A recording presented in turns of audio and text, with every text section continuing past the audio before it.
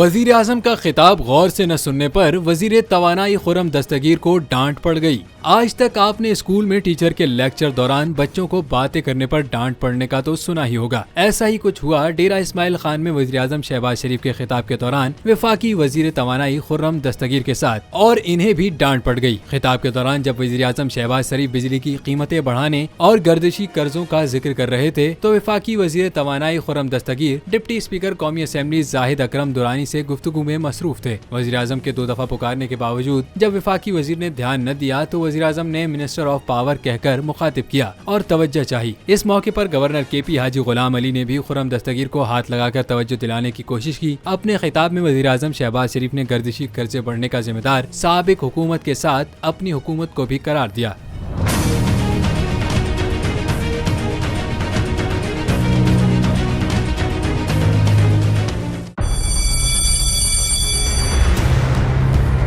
जामियात में चलता गोरख धंधा,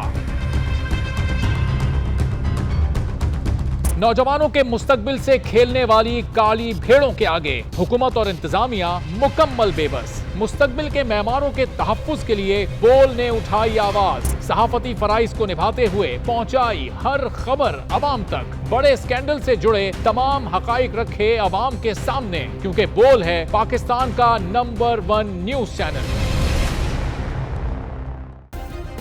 सब्सक्राइब करें और बेल दबाएं ताकि कोई खबर रह न जाए।